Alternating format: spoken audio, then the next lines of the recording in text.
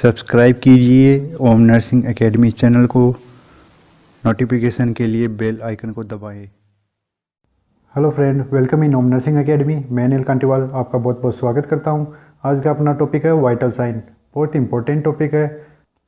इस वीडियो में हम पढ़ेंगे सिर्फ बॉडी टेम्परेचर के बारे में। बाकी के जो वाइटल साइन है उनका डिस्क्राइब है वो हम अगले वीडियो में देखेंगे। वाइटल साइन के मैं 3 वीडियो बनाऊँगा, तो उन बाकी के वीडियोज़ में हम पल्स, रेस्पिरेशन और ब्लड प्रेशर को देखेंगे। इस वाले वीडियो में हम पढ़ेंगे सिर्फ बॉडी टेम्परेचर के बारे में।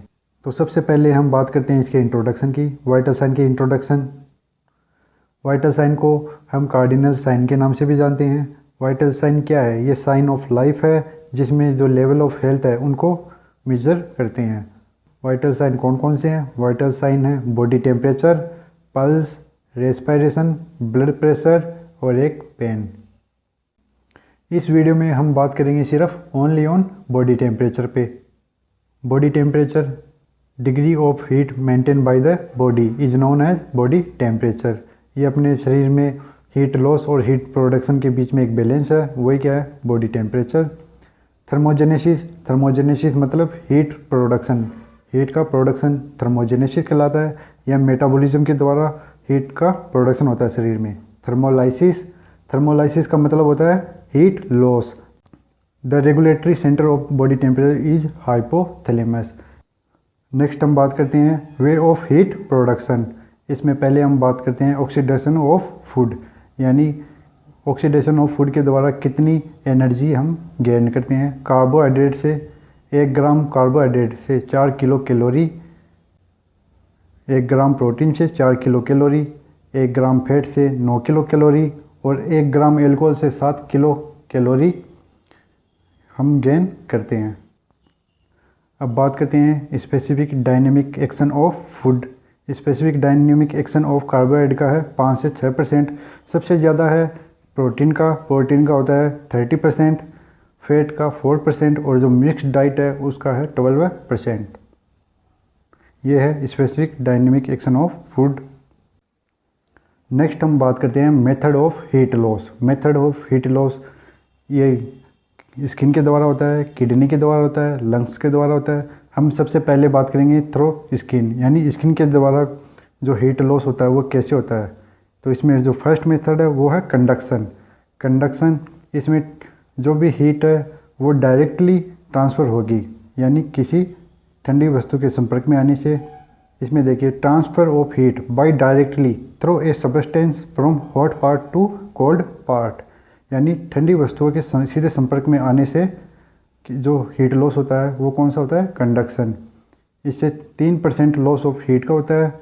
जैसे हम ठंडे कपड़े पहनते हैं, सीधे बर्फ़ के कांटेक्ट में आते हैं, तो जिससे जो हीट लॉस होता है वो कौन से मेथड से होता है? कंडक्शन मेथड से। सेकेंड जो मेथड है वो है कन्वेक्शन। इसमें जो हीट लॉस होता है वो सर्कुलेटरी एयर मूवमेंट के कांटेक्ट में आने से होता है। हीट लॉस कितना % होता है? 15% हीट लॉस। अब कन्वेक्शन का उदाहरण है, जैसे हम किसी कूलर की हवा में बैठते हैं, फैन की हवा में बैठते हैं, एसी की हवा चल रही है, ठीक है, तो उनसे जो हीट लॉस होता है वो कौन सा होता है? कन्वेक्शन में, यानी हवा के मूवमेंट में जो भी हीट लॉस होता है वो किसके कैटेगरी में आता है? कन्वेक्शन मेथड में। नेक्स्ट है रेडिएशन। रेडिएशन मेथड में जो हीट लॉस होती है वो इनडायरेक्ट कॉन्टेक्ट से होती है, इन्वायरमेंट से रिलेटेड होती है। रेडिएशन मेथड में जो हीट लॉस होती है वो है 60%। सबसे ज़्यादा हीट लॉस कौन से मेथड से होता है? रेडिएशन मेथड से। रेडिएशन मेथड से सबसे ज़्यादा स्किन द्वारा होने वाला हीट लॉस का मेथड है। इससे जो हीट लॉस होती है वो है 60%। एग्जाम में बहुत बार क्वेश्चन आया गया है, मैंने इस लाइन को हाईलाइट करके रखी है। नेक्स्ट है evaporation. Heat loss by vapour, यानी भाप के द्वारा जो हीट लॉस होता है उसे वो कौन से मेथड में आता है? इवापोरेशन। इससे 22% हीट लॉस होता है। बाकी के मेथड है लंग्स के द्वारा, किडनी के द्वारा और जीआईटी के द्वारा हीट का लॉस होता है। अब बात करते हैं साइट ऑफ या रूट ऑफ बॉडी टेम्परेचर। इसमें फर्स्ट है जो ओरल रूट है, बाई माउथ के द्वारा। जो नॉर्मल बॉडी टेम्परेचर होता है 37 डिग्री सेल्सियस और फ़ारेनहाइट में 98.6 डिग्री फ़ारेनहाइट। टाइम होगा 2 से 3 मिनट। कॉन्ट्राइंडिकेशंस निषेध, यानी कौन से पेशेंट में हम ओरल रूट से टेम्परेचर नहीं लेना चाहिए। जो 6 साल से छोटे बच्चे होते हैं उनमें कभी भी जो ओरल रूट है उससे टेम्परेचर नहीं लेना चाहिए। साइकेट्रिक पेशेंट में और जो जिनकी माउथ की सर्जरी हुई है या माउथ ट्रॉमा का पेशेंट है उसमें हम कभी भी माउथ से टेम्परेचर नहीं लेते। सेकंड है एक्जिला रूट। जो नॉर्मल एक्जिलरी टेम्परेचर है वो है 36.4 डिग्री सेल्सियस और 97.6 डिग्री फ़ारेनहाइट। यह है बच्चों के लिए बेस्ट रूट है एक्जिला रूट। जो टाइम ड्यूरेशन होगा बॉडी टेम्परेचर लेने का एक्जिला के द्वारा वो है 5 मिनट। नेक्स्ट है रेक्टल रूट। इसे कोर, बॉटम और पल्प मेथड के नाम से भी जाना जाता है। ये most reliable method of temperature taking, यानी ये मोस्ट रिलायबल मेथड है टेम्परेचर लेने का।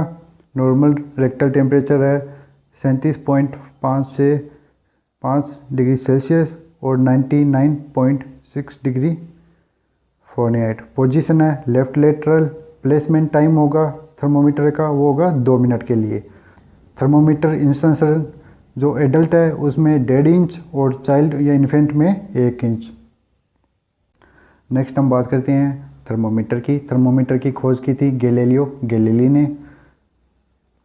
इसमें फर्स्ट है ग्लास थर्मोमीटर या इसे क्लिनिकल थर्मोमीटर के नाम से भी जाना जाता है। इसकी जो रेंज है वो 95 टू 110 डिग्री फ़ारेनहाइट। और इसके ग्लास थर्मोमीटर है इसमें जो बल्ब और स्टेम है इसके बीच में कॉन्स्ट्रिक्शन पाया जाता है। जो नेक्स्ट थर्मोमीटर है वो है लोशन थर्मोमीटर। इसकी रेंज है 32 से 212 डिग्री फ़ारेनहाइट और सेल्सियस में 0 से 100 डिग्री सेल्सियस। इसमें जो लोशन थर्मोमीटर होता है इसमें कोई कॉन्स्ट्रिक्शन नहीं पाया जाता। ये जो स्क्रीन पे देख रहे हो ये है इलेक्ट्रॉनिक थर्मोमीटर। इसमें एक ये एलईडी स्क्रीन होती है जिस पे जो भी बॉडी टेम्परेचर होता है वो शो होता है। नेक्स्ट हम बात करते हैं disinfectant use for thermometer. Thermometer के लिए कौन सा डिसइंफेक्टेंट यूज में लेते हैं। जो डिसइंफेक्टेंट यूज में लेते हैं वो है डेटॉल, सेवलॉन और लाइसोल। जो डेटॉल है वो 1:40 के रेशियो में लेते हैं 5 मिनट के लिए। सेवलॉन 1:20 5 मिनट के लिए और लाइसोल है 1:40 3 मिनट के लिए। यानी जो थर्मोमीटर है वो सॉल्यूशन में हम 5 मिनट और 3 मिनट के हिसाब से रखेंगे। नेक्स्ट है यानी जो थर्मोमीटर है उसको यूज़ में लेने से पहले और यूज़ में लेने के बाद में हम क्लीन कैसे करेंगे। बिफोर टेकिंग टेम्परेचर, यानी टेम्परेचर लेने से पहले जो थर्मोमीटर है उसको वाइप करेंगे बल्ब से स्टेम की ओर। टेम्परेचर लेने से पहले थर्मोमीटर को बल्ब से स्टेम की ओर मॉइस्ट स्वैब से वाइप करते हैं। आफ्टर टेकिंग टेम्परेचर, यानी टेम्परेचर लेने के बाद में वाइप स्टेम टू बल्ब, यानी जो भी थर्मोमीटर है उसको बॉडी टेम्परेचर लेने के बाद में थर्मोमीटर को ड्राई स्वाब से स्टेम से बल्ब की तरफ वाइप करेंगे। इसमें एक चीज़ देखिए, टेम्परेचर लेने से पहले जो स्वाब होगा वो मॉइस्ट होगा और टेम्परेचर लेने के बाद में जो स्वाब काम में लेंगे वो ड्राई स्वाब काम में लेंगे। नेक्स्ट हम बात करते हैं temperature converting formula, Fahrenheit to Celsius और सेल्सियस टू फ़ारेनहाइट। ये आप नोट कर सकते हैं। अब बात करते हैं हम कुछ स्पेशल पॉइंट की। इसमें बेस्ट रूट ऑफ टेम्परेचर है चिल्ड्रन में एक्जिला, यानी बच्चों में जो बेस्ट रूट है टेम्परेचर लेने का वो है axilla. Most reliable method of temperature is rectal route. Position for rectal temperature, यानी रेक्टल टेम्परेचर के लिए कौन सी पोजीशन काम में लेंगे वो है लेफ्ट लेटरल पोजीशन। और रेक्टल थर्मोमीटर इंसर्शन एडल्ट में 1.5 इंच और इन्फेंट में 1 इंच।